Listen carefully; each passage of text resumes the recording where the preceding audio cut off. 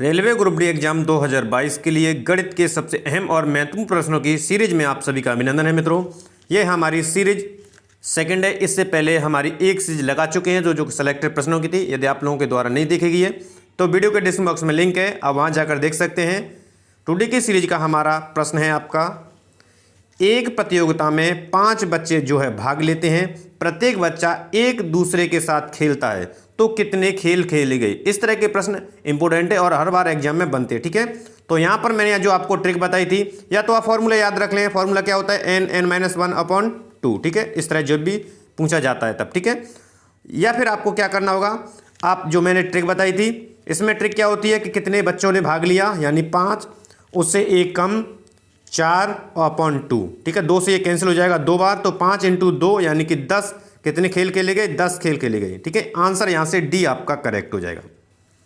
अगला प्रश्न है आपका, 2 धनात्मक पूर्णांक संख्याओं का जोड़ 30 है, उनका अंतर 6 है और गुणन पता करें। अब इस तरह के प्रश्नों को करने के लिए आपको बेसिक तरीका एक्स और वाई अपनाना पड़ेगा, लेकिन वो काफ़ी लेंथी हो जाएगा। तो इस तरह आपको एक अप्रॉक्सीमेट संख्या मान लेनी चाहिए, ठीक है। जितनी कैलकुलेशन बेहतर होगी आप उतनी इस तरह की सवालों को सॉल्व कर पाएंगे। तो मैंने ले लिया 30 संख्या, ठीक है। यदि हम इसके फैक्टर करते हैं तो एक संख्या 12 और एक 18, ठीक है, क्योंकि हमें उनका अंतर 6 है जिस तरह प्रश्न में कहा गया है, ठीक है। और जोड़ आपका 30 है, ठीक है। तो 12 और 18 को जोड़ेंगे तो 30 है, अंतर 6 है, ठीक है। तो इनका मल्टीप्लाई यानी कि गुणन पूछा गया है, तो 12 और 18 का गुणन करेंगे तो आंसर आपका 2 से 16 आ जाएगा, ठीक है। तो यहां से आपका कुछ ही सेकंड में आंसर आया, ऑप्शन डी करेक्ट हो गया यहां से, ठीक है, 2 से 16। अगला प्रश्न आपका, किसी संख्या के 4/3 के 2/3 का मान 80 है, संख्या है या वह संख्या है। तो यहां पर आप मानेंगे बेसिक तरीके से x मान लिया, तो उसका x का क्या होगा, 4/3 यानी कि इंटू 4/3 इंटू उसी का 2/3 2/3, ठीक है। इस तरह आप करेंगे और इजिकल टू या कितना दिया है, 80 है, ठीक है। तो चलिए हम इसी तरह सॉल्व करते हैं बेसिक से। 4 दूनी 8, ये 8 से 10 बार कटेगा, ठीक है। 3 3 9 × 10, 9 × 10 यानी कि वह संख्या कितनी हो जाएगी, 90 हो जाएगी, ठीक है। और 90 आपके किस ऑप्शन में आप देख लेंगे तो आंसर सी करेक्ट है, यानी सी ऑप्शन आपका करेक्ट है, ठीक है। इस तरह प्रश्न को सॉल्व करना है। मैथ में हमेशा आपको प्रश्न को समझना है, क्योंकि थोड़ी सी जल्दबाजी या थोड़ी सी गलती गलत आंसर की ओर पहुंचा देती है, ठीक है। विशेष का ध्यान रखना है। नेक्स्ट प्रश्न आपका, एक विद्यार्थी ने जितने प्रश्न सही किए उससे 3 गुने गलत किए। यदि उसने कुल 76 प्रश्न सॉल्व किए थे तो उसने कितने प्रश्न सही किए, ठीक है। तो मान लीजिए हम मान लेते हैं, हमने मान लिया कि x प्रश्न उसने सही किए और जैसा कि प्रश्न में कहा है उसने उससे 3 गुने गलत किए। भाई x सही किए तो 3 गुने उसने गलत, यानी कि 3x गलत कर दिए उसने, ठीक है। अब पूछा गया है तो टोटल प्रश्न उसने 76 किए, तो इनका योग कितना आ जाएगा, 76। तो ये 4 हो गया, 4x और ये 76, इसे कैंसिल कर देंगे, 4 × 1 = 4, 4 नाम 36। तो उसने सही प्रश्न जो किए थे 19, यानी सही प्रश्नों की संख्या 19 है और 19 आपका आंसर यहाँ से क्या है, आपके ऑप्शन सी में। इस तरह आंसर आपका यहाँ से सी करेक्ट हो जाएगा। अगला प्रश्न आपके लिए, यदि किसी संख्या को 133 से विभाजित किया जाता है तो शेष 21 बचता है। यदि उस संख्या को 19 से विभाजित किया जाए तो शेष बचेगा। रिमाइंडर थ्योरम का एक प्रश्न निश्चित रूप से बनता ही बनता है, ठीक है। अब इस तरह के प्रश्नों में हमें विशेष का ध्यान रखना होता है कि जो संख्या दी है, ठीक है, और वह जिससे भाजित करने के लिए कहा गया है तो उसे इससे ये इसका भाज्य है या नहीं। तो 19 का हम सीधा भाग देंगे किसमें, 133 में, ठीक है। 19 का हमें भाग देना है 133 में और 133 जो है 19 से पूर्णतः विभाजित है।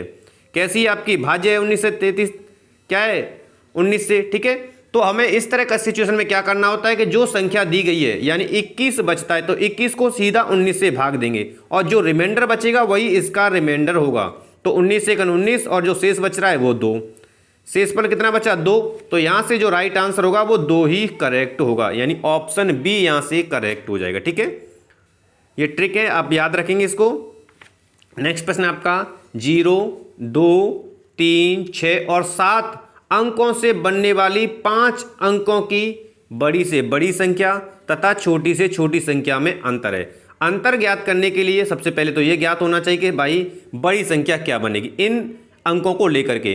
तो बड़ी संख्या आपकी बनेगी आपका 7 6 3 2 0। ये तो आपकी बड़ी संख्या बनी इन अंकों को लेकर के 0 2 3 6 7 को लेकर के।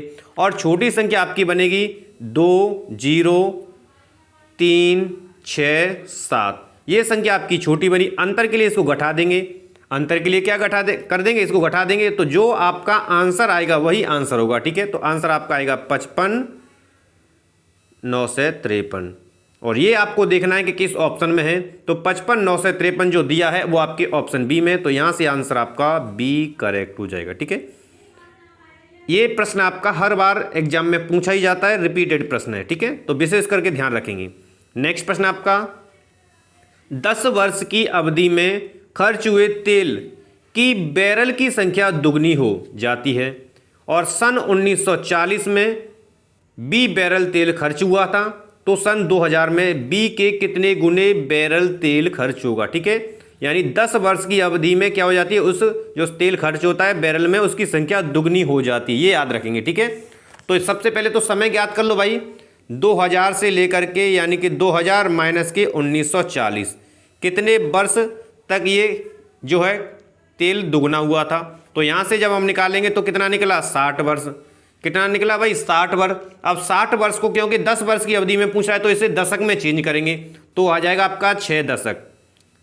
दशक यानी 6 दशक हो जाएगा। ठीक है, अब 6 दशक, एक दशक में दुगना होता है तो 6 दशक में कितना हो जाएगा भाई, एक दशक में बी गुना होता है तो 6 दशक में बी 6 बार मल्टीप्लाई कर देंगे। 2 इंटू 2 इंटू 2 इंटू 2, 1 2 3 4 5 और 6, तो हो गया आपका 64 बी। तो यहाँ से जो आंसर है वो 64 बी आया।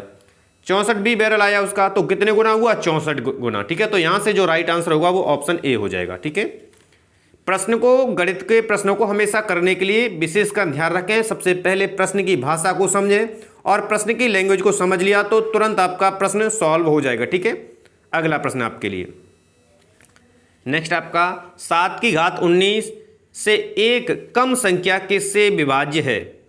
7 की घात 19 दिया हुआ है। ठीक है, तो यानी कि हम ध्यान रखें कि इसकी इस तरह के प्रश्न दिए जाते हैं x की पावर -1। ठीक है, इस तरह में फॉर्मेट में दिया है। तो इसके कहने का मतलब यही है कि 7 की पावर 19 -1 जो संख्या दी गई है वो कितने से विभाज्य होगी। ठीक है, तो ये ध्यान रखना है आपको।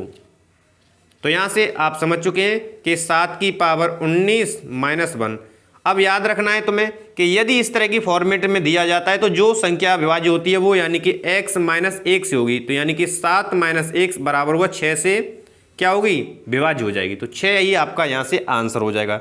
यानी आंसर आपका यहाँ से 6 है ऑप्शन डी में, तो आपका आंसर डी करेक्ट हो जाएगा। ठीक है, ये विशेषकर ध्यान रखेंगे। अगला प्रश्न आपका संख्या 17 की पावर 1999 प्लस 11 की पावर 1999 माइनस के 7 की पावर 1999 के इकाई के स्थान में अंक है। अब इकाई अंक ज्ञात करने के लिए प्रश्न दिया है, तो मैंने आपको बताया था कि किन सिचुएशन में अंक बदलता है और कौन कौन सिचुएशन में अंक वही रहता है। ठीक है, तो यहाँ से देखिए ये दिया है आपका 17 की पावर 1919, 4 से डिवाइड देंगे तो यहाँ से जो आपके यानी कि 7 की पावर आएगा और 7 में जब यूनिट डिजिट देखेंगे इसमें तो आपका 3 आ जाएगा। ठीक है, इसी तरह 11 की पावर 1919 है 1999, तो यहाँ से क्या होगा, एक ही इकाई अंक आएगा। और इसी तरह फिर 7 की पावर है आपकी सेम है 1999, तो यहाँ से आंसर आपका इकाई का अंक कितना आएगा, यहाँ से 3 आएगा। तो यहाँ से पूछा गया है 3 प्लस के 1 माइनस के 3, यहाँ से ये कट गया भाई, तो यूनिट डिजिट हमारा क्या बचा, 1। तो यहाँ से आंसर क्या होगा, 1 ही होगा, यानी ऑप्शन बी करेक्ट हो जाएगा। तो प्रश्नों की श्रृंखला पसंद आई है, मेथड पसंद आए मित्रों, तो वीडियो को लाइक कर देंगे, शेयर कर देंगे और चैनल को सब्सक्राइब नहीं किया तो चैनल को सब्सक्राइब कर लीजिए, क्योंकि प्रत्येक सब्जेक्ट की आपको रेगुलर आपको सेलेक्टेड सीरीज प्रोवाइड की जाएगी मित्रों। जल्द से ही आपको रीजनिंग की भी प्रोवाइड की जा रही है, तो चैनल को आप सब्सक्राइब कर लीजिए। निसंकोच होकर के अपनी तैयारी बेहतर तरीके से, और जो सिलेक्शन का वादा है आप निश्चित रूप से उसमें सफल होंगे।